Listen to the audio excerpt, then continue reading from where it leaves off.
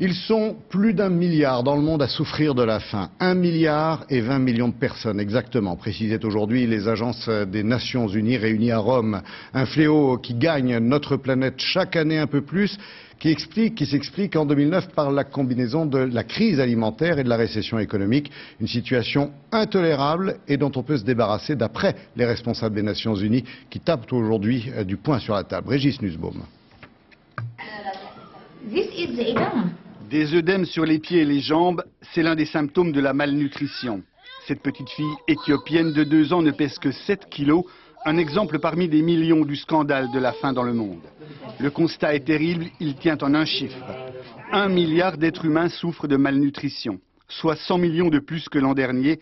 C'est le chiffre le plus élevé depuis 40 ans.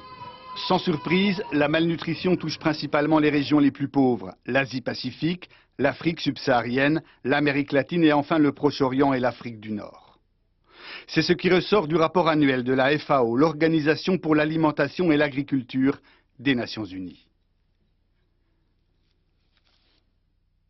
C'est catastrophique et c'est moralement inacceptable et ce n'est pas économiquement justifié. Et nous avons vu la part de l'aide au développement à l'agriculture passer de 17% en 1980 à seulement 3,8% en 2006, alors que 70% des pauvres vivent de l'agriculture pour leur autoconsommation, leur emploi et leurs revenus. Résultat, une envolée des prix des denrées alimentaires de base, aggravée par la crise économique mondiale. Mais il y a aussi la sécheresse qui sévit en Afrique, une des pires sécheresses de ces dernières années qui décime le bétail et affame les populations, comme ici au Kenya.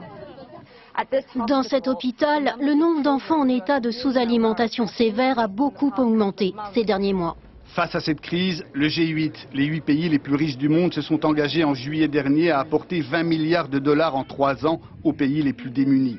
Mais il en faudrait beaucoup plus pour commencer à inverser la tendance. Car on est loin, très loin de l'objectif que s'étaient fixé les Nations Unies en l'an 2000, à savoir diviser par 2 le nombre de personnes sous-alimentées d'ici à 2015.